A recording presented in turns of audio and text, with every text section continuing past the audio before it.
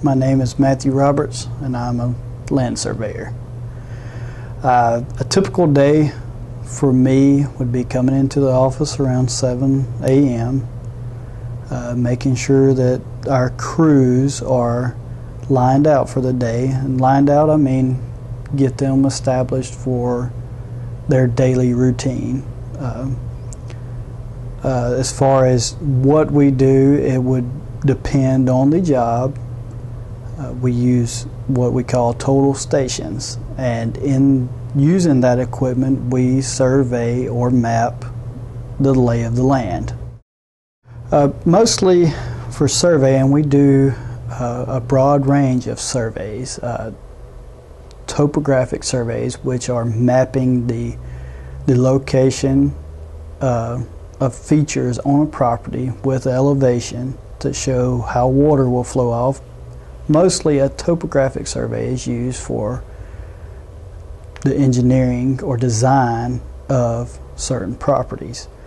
If you were going to build a hospital, let's say, or a college, then you would have to have a boundary survey and a topographic survey to aid in the design of that building. The method of obtaining this information could range from using GPS, like I said before, the total station. You could be in a swamp with a machete and snake leggings on, worried about that all day, or you could be in a wide open field. Surveying is in itself, you can be in a broad range of areas. You can do industrial, commercial, purely residential. I myself do all of it and thoroughly enjoy it. When we do these surveys, we bring, as I stated before, we bring the information to the office where our CAD technician will draft the information and put it on paper meeting the state standards and produce what we call a plat. A plat in itself is essentially what the client sees. It's the sheet of paper that tells the detail, that gives the detail of that particular survey. And essentially that's kind of our scope of work in a nutshell. As far as job requirements, in education is becoming more of the norm for all of the states for surveying.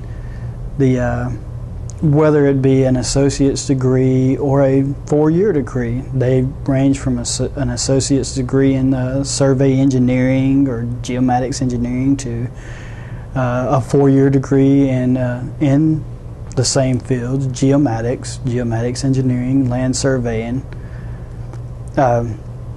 Although, as of right now, all states are not requiring an education, but for the full benefit, an education is highly recommended. After you have acquired your education, you will go through what we call a internship program where you train under a land surveyor, a licensed land surveyor. This is where most people get most of their experience. Once you have obtained that internship and have taken the necessary exams, which are the fundamentals of surveying, it is basically a national exam that tests you mathematically on any and every aspect of surveying.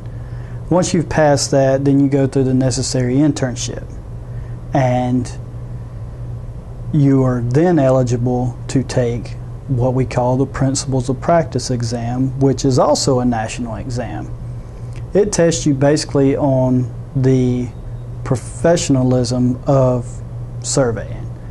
Then there's also a state-specific exam, which is nothing more than the laws and ethics of certain states. Every state has different laws as to how the state was divided 200, 300 years ago. The skills you'll need to do this are basically an open mind and a strong back.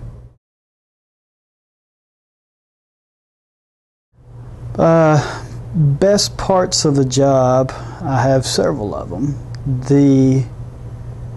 To me, the best part of surveying is being out of the office. It's essentially being out in the woods, enjoying nature. You get to see a lot of things that a lot of people that spend their time in the office don't get to see. You could be in the woods one day and see deer, turkey, any kind of wildlife, and it's a gratifying moment to be in the middle of nature, as well as getting paid to do what you're doing. I also like the exercise of all the walking and cutting of line. That's another term that surveyors use to establish clear line of sight. You get to deal with a diverse group of people, whether it be from the multi-million-dollar developer to the average farmer. Being in direct contact with these people and Mother Nature is probably the best aspect of the job, in my opinion. The worst part of the job also, it coincides with the best part. Not only are you dealing with Mother Nature, but you are indeed dealing with Mother Nature. You have to worry about the snakes and the bees and the wasps, but again, that they coincide with each other. And as well, you have to deal with the clients. One you may do an excellent job for, he may be extremely pleased, and then you have trouble getting paid from him. And on the other hand, you may need extra time or money, and from the one that you wouldn't think would give you the time of day, and he gives you all the time in the world. So the best and worst parts do, in my opinion, coincide with each other and can be one and the same. My final advice to anyone wanting to pursue a career in land surveying is to work for a licensed land surveyor, preferably in high school or early on in your college career. This being said, you will soon find out if you want to pursue this career. Once you try that and work for a licensed land surveyor, see what he has to do, see what his daily activities are, and just get a general idea of the land surveying profession, then you will want to check into your local universities and colleges to see what kind of degrees they may offer to supplement becoming a licensed surveyor.